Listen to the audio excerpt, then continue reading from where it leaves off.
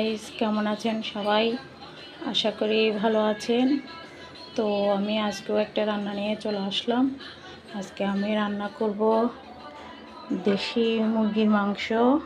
তার জন্য আমি এদিকে পেঁয়াজ বাটা, রসুন বাটা, আদা বাটা করে নিয়েছি। এদিকে আমি পেঁয়াজটা করে নিয়েছি, এদিকে আলুটা রাখছি, আর এদিকে আছে তিতে করলা, আর এদিকে করবো আজকে শাক ভাজি। তো দেখতে থাকেন কেমন করে আমি রান্নাগুলো করি। তো দেখুন, আমি সব মশলাগুলো দিয়ে দিয়েছি। এখন আমি পেঁয়াজটা দিয়ে দিব, তারপর আমি তেলটা দিয়ে ভালো করে মেখে আজকে আমি এটা কষিয়ে তারপরে রান্না করব। তো দেখুন, আমার মাংস মশলা মাখানো হয়ে গেছে। এই দেখুন, এখানে তেলটা পর্যন্ত বেশি উঠেছে, এমন করে মেখে নিয়েছি। এটা আর মাখতে হবে না, মাখা হয়ে গেছে। তো আমি এখন এখানের মধ্যে আলুগুলো দিয়ে দিব। আমি এখন আলুগুলো দিয়ে দিলাম। তো দেখুন, আমি এদিকে তিতে কালারটাও বসিয়ে দিয়েছি, ভাজি করে নিব। আর এদিকে আমার মাংস কষা হয়ে আসছে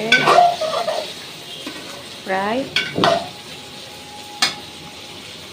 তো আমার তিতা করলা ভাজিগুলো হয়ে গেছে, এখন আমি এগুলো নামিয়ে নেব।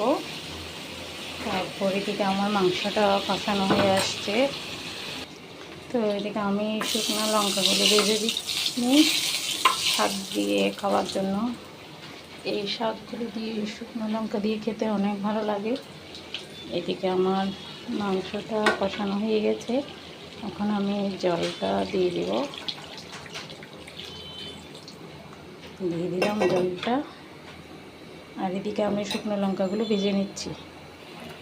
তো আমার শাক ভাজি হয়ে গেছে, আর এদিকে মাংসটাও প্রায় হয়ে এসছে। আজকের মতো আমার রান্না এখানে শেষ। সবাই ভালো থাকবেন, সুস্থ থাকবেন, আর আমাকে সাপোর্ট করবেন প্লিজ। সবাই ভালো থাকবেন, সুস্থ থাকবেন।